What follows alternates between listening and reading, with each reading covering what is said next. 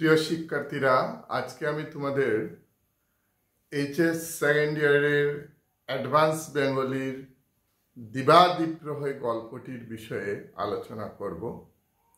তোমরা যারা এইবার এইচএস ফার্স্ট ইয়ারে পরীক্ষা দিয়েছ তারা প্রত্যেক দিন আমার ক্লাসগুলো ফলো করবে, দেখবে। যে কোনো শিক্ষা প্রতিষ্ঠানের ছাত্রছাত্রীরা হতে পারো, আমি যে ক্লাসগুলো করব সেটা তোমরা খেয়াল করবে। আমি প্রতিদিনই তোমাদের হয়তো অ্যাডভান্স বেঙ্গলি, না হলে বেঙ্গলি এমআইএল, না হলে পলিটিক্যাল সায়েন্স, এই তিনটা সাবজেক্ট নিয়ে আমি প্রত্যেক দিন তোমাদের ক্লাস নেব একটা একটা করে। একদিন যদি অ্যাডভান্স বেঙ্গলি নেই, তারপরের দিন পলিটিক্যাল সায়েন্স নেব এবং এরপরের দিন বেঙ্গলি সাবজেক্টটা নিয়ে তোমাদের ক্লাস নেব। তো আমি যে বিষয়টা নিয়ে আজকে তোমাদের সাথে আলোচনা করব সেটা হলো তোমাদের অ্যাডভান্স বেঙ্গলি যাদের সাবজেক্ট রয়েছে তাদের সেই দিবাদ্বীপ্রহরী একটা গল্প রয়েছে এবং সেটা লেখক হলেন বলাইচাঁদ মুখোপাধ্যায়, যার ছদ্মনাম হলো বনকুল। প্রিয় ছাত্রছাত্রীরা, ওই গল্পটিতে লেখক বলাইচাঁদ মুখোপাধ্যায় দেখিয়েছেন যে অন্ধবিশ্বাস এবং কুসংস্কার কিভাবে আমাদের সমাজটাকে আঁকড়ে ধরেছে এবং আমাদের সমাজ ব্যবস্থায় কতটুকু অন্ধবিশ্বাস এবং কুসংস্কার রয়েছে। আমরা প্রতিটা মুহূর্তে আমরা অন্ধবিশ্বাস এবং কুসংস্কারকে জড়িয়ে আমরা থাকি এবং সেই অন্ধবিশ্বাস এবং কুসংস্কার একটা সমাজকে কতটুকু বিপদে পরিচালিত করতে পারে সে সম্পর্কে লেখক বলাইচাঁদ মুখোপাধ্যায় এই গল্পটার মধ্য দিয়েই তুলে ধরেছেন। আমি তোমাদেরকে ক্লিয়ারলি সেই গল্পটার বিষয়বস্তু তুলে ধরবো। তোমরা প্রথম থেকে শেষ পর্যন্ত শুনবে এবং আমার কথাগুলো যদি বারবার শুনো, আশা করি তোমাদের আর সেই গল্পের প্রশ্ন উত্তর আলাদা করে কোনো মুখস্থ করার প্রয়োজন পড়বে না। আমার বিশ্বাস তোমরা সেটা শুনলে হুবহুভাবে পরীক্ষায় লিখতে পারবে এবং যদি সম্ভব হয় তোমরা আমার কথাগুলো তোমরা খাতার মধ্যে নোট করে নিও, যাতে করে তোমরা বারবার সেটা পড়তে পারো, আর না হলে বারবার সেটা দেখবে, অটোমেটিকলি তোমাদের মুখস্থ হয়ে যাবে। দিবাদ্বীপ্রহর গল্পের মধ্যে এই বস্তুটা দেখানো হয়েছে যে একটা দুপুর বেলা, একটা দুপুরের টাইম, সেই সময় হারু ঘোষের মেজ ছেলে নেপলা তাকে একটা সাপ কামড় দেয়। যে সাপটার নাম ছিল গোখরা সাপ। মনে রাখবে, যে সাপটি হারু ঘোষের মেজ ছেলেকে কামড় দিয়েছিল সেটার নাম ছিল গোখরা সাপ। ওই গোখরা সাপটা হারু ঘোষের মেজ ছেলে নেপলাকে কামড় দিয়ে একটা ইটের গাদার মধ্যে লুকিয়েছিল। ইটের গাদা হলো এক জায়গায় ইট জমানো, বিশেষ অনেকটা বিশাল আকারের প্রচুর ইট সেই একটা জায়গার মধ্যে জমানো রয়েছে এবং সেই জায়গাটাকে বলা হচ্ছে ইটের গাদা। সেই ইটের গাদার মধ্যে ঢুকে আছে একটা বিশাল আকারের সাপ, যে সাপটার নাম হলো গোখরা সাপ। মনে রাখো তোমরা কথাটা, গোখরা সাপটা কাকে কামড় দিয়েছিল? হারু ঘোষের মেজ ছেলে নেপলাকে কামড় দিয়েছিল সেই গোখরা সাপটা। ওই ইটের গাদার থেকে বিশু বাগদি বলে একজন লোক তাদের গ্রামের, সে বল্লম দিয়ে গেঁথে সাপটাকে টেনে বার করছে। আবার আমি তোমাদেরকে বলি, ইটের গাদায় সাপ লুকিয়েছিল, যে সাপটার নাম ছিল গোখরা সাপ। ওই গোখরা সাপটা কামড় দিয়েছিল হারু ঘোষের মেজ ছেলে নেপলাকে। একটা দুপুরের সময় সেই সাপটা একটা ইটের গাদার মধ্যে লুকিয়েছিল এবং সেই ইটের গাদার থেকে বল্লম দিয়ে গেঁথে, বল্লম হলো একটা ধারালো অস্ত্র, সেই বল্লম দিয়ে গেঁথে বিশু বাগদি বলে একজন লোক সে টেনে তাকে বের করছে। কাকে? সেই গোখরা সাপটাকে। তাহলে প্রশ্ন হলো, গোখরা সাপটা কোথায় লুকিয়েছিল? গোখরা সাপটা লুকিয়েছিল একটা ইটের গাদার মধ্যে। গোখরা সাপটাকে কাকে কামড় দিয়েছিল? গোখরা সাপ কামড় দিয়েছিল হারু ঘোষের মেজ ছেলে নেপলাকে। গোখরা সাপটাকে কে টেনে বের করেছিল? গোখরা সাপটাকে টেনে বের করেছিল বিশু বাগদি। সমস্ত জনতা, প্রচুর জনতা বিশাল আকারে সারা দেখছে জড়ো হয়ে যে সেই সাপটাকে টেনে বার করছে বিশু বাগদি, এবং সবাই মিলে সেটা দেখছে, এটা উপভোগ করছে, সবাই দেখছে তাকে, চিৎকার চেঁচামেচি চলছে এরকম করে সেই সাপটাকে নিয়ে। এই সময়টাতে, এই দুপুর সময়টাতে একটা গাছের তলায় বসে একজন লোক চাতু খাচ্ছিল। চাতু হলো এক ধরনের খাবার যেটা পশ্চিমবঙ্গ কিংবা সেই বিহারে এগুলোর এলাকার লোক সেটা খায়। তো একজন লোক সে বসে চাতু খাচ্ছিল। সেই লোকটা চাতু খাচ্ছে, তার খুচা খুচা দাড়ি, চোখগুলো রাঙ্গা, আরক্ত লাল, চুলগুলো একেবারে তৈলবিহীন এবং সাদা ময়লা গুচের একটা ফতুয়া সে লাগিয়েছে, একটা হাফ প্যান্ট পরনে, উপরে একটা ফতুয়া লাগানো। এরকম অবস্থায় একটা লোক একটা গাছের তলায় বসে ছাতু খাচ্ছে। সে ছাতু খাচ্ছে, হঠাৎ করে যখন এই ভিড়ের আওয়াজ তার কানে গেল, সে ধীরে ধীরে সেই ভিড়ের দিকে অগ্রসর হলো। কিন্তু ছাতুগুলো লেখক বলছেন তার গুপদাড়িতে লাগানো রয়েছে, সেই খুচা খুচা গুপদাড়িতে ছাতুগুলো লাগানো রয়েছে। যখন লোকটা সেখানে গেল, সেই ভিড়ের মধ্যে গিয়ে বলল, কি হয়েছে এখানে, এত চিৎকার কিসের, এরকম প্রশ্ন করলো। ভিড়ের মধ্যে একজন বলল যে হারু ঘোষের মেজ ছেলেকে যে সাপটা কামড় দিয়েছিল, সেই সাপটা ধরা পড়েছে এই ইটের গাদায়।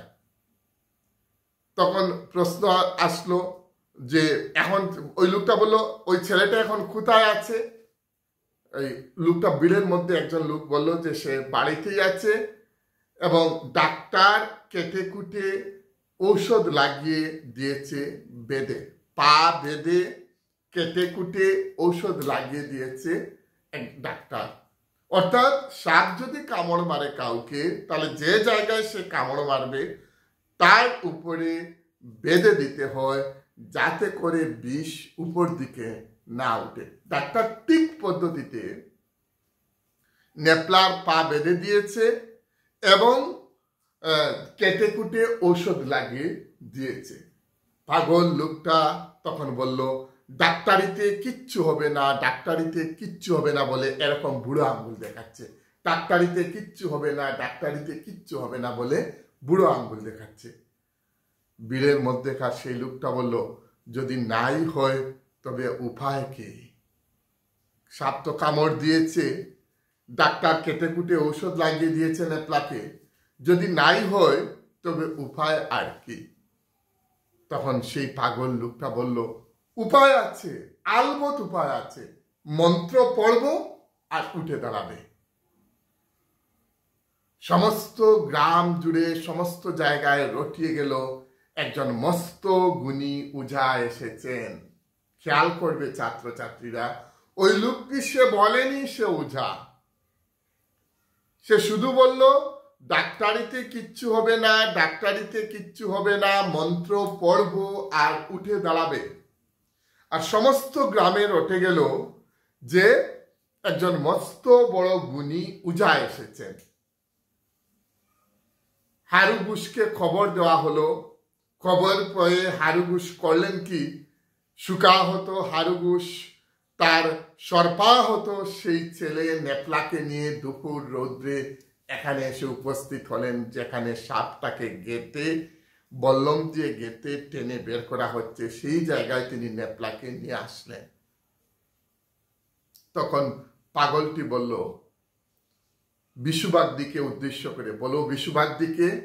বিশু বাগদি হলো সেই লোকটা যে বল্লম দিয়ে গেঁথে টেনে সাপটাকে ইটের গাদার থেকে বের করেছে। সে বিশু বাগদিকে বলল, বিশু বাগদিকে বলার আগে সে বলল, পায়ের বাঁধন খুলে দাও, পায়ের বাঁধন খুলে দাও। সঙ্গে সঙ্গে পায়ের বাঁধন খুলে দেওয়া হলো। এবার সাপটিকে ছেড়ে দাও। এবার সাপটিকে ছেড়ে দাও, তার মানে সাপটা এসে আবার সেখানে চুবল মেরে বিষ তুলবে, যে অন্ধবিশ্বাস আমাদের সমাজের মধ্যে। বিশুবাগদি বলল, যদি ছেড়ে দিলে আরো কাউকে কামড়ায়? তখন পাগল লোকটা বলল, কামড়াবে? কামড়াবে নাকি, দেখি দাও। বলে সে হাত দিয়ে ধরল সেই সাপটাকে। ধরতেই একটা হাতে, যে হাত দিয়ে ধরলো সেই হাতে সাপটা তাকে কামড় দিল। তারপরেও লোকটা অট্টহাস্য হাসছে, আরেকটা হাত দিয়ে ধরলো, আবার তাকে আবার আরেকটা কামড় দিল সেই পাগল লোকটাকে। এরপরে লোকটা বলল, রাগ করছো কেন চাঁদ, দাও চুমু দাও আমাকে। বলতেই সাপটা তার গলায় একটা চুম্বন আঁকলো, অর্থাৎ গলায় আরেকটা কামড় দিল, চুবল মারলো।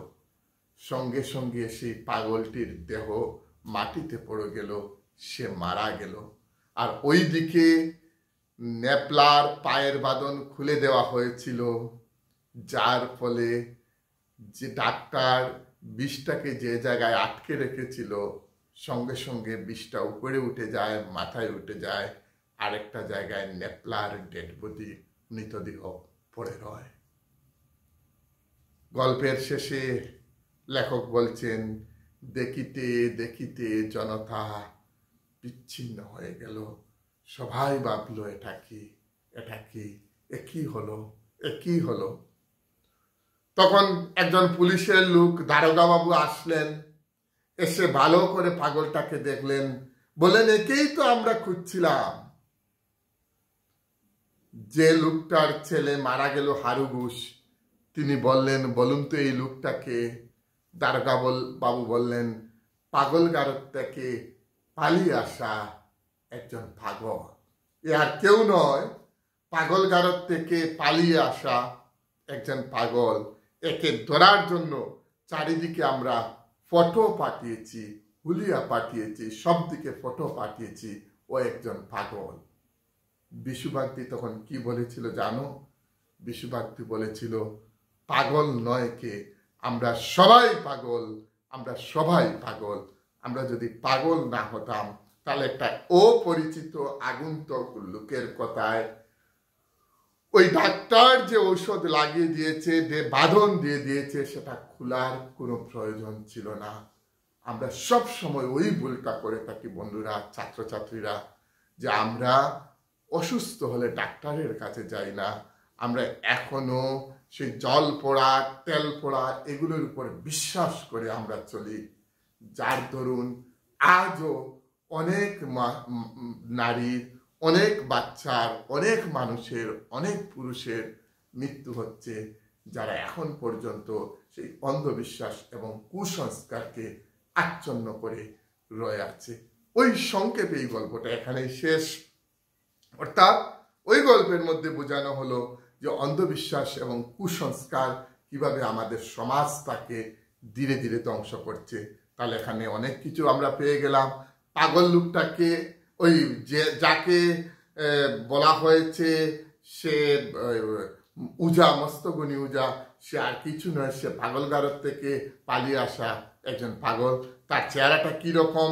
তার চোখগুলো লাল, চুলগুলো খাড়া খাড়া, রুক্ষ, তৈলবিহীন রুক্ষ চুল, ময়লা একটা প্যান্ট পরেছে, উপরে একটা সাদা গুছের ফতুয়া, গুপ দাড়িগুলো খুচা খুচা, আর খুচা খুচা গুপ গাড়িতে ছাতু লেগে চেহারাটা আরো বিকট দেখাচ্ছে। এইরকম অবস্থা তার। কাকে সাপ কামড় দিয়েছিল? সাপ কামড় দিয়েছিল হারুঘোষের মেজ ছেলে নেপলাকে। বিশুবাগদিকে। বিশুবাগদি হলো গ্রামের একজন সচেতন মানুষ, যে বল্লম দিয়ে গেঁথে গকরা সাপটাকে টেনে বের করেছিল। কি ধরনের সাপ হারুঘোষের মেজ ছেলে নেপলাকে কামড় দিয়ে? সেই সাপটার নাম ছিল গকরা সাপ। বলাইচাঁদ মুখোপাধ্যায়ের ছদ্মনাম কি? বলাইচাঁদ মুখোপাধ্যায়ের ছদ্মনাম হলো বনফুল।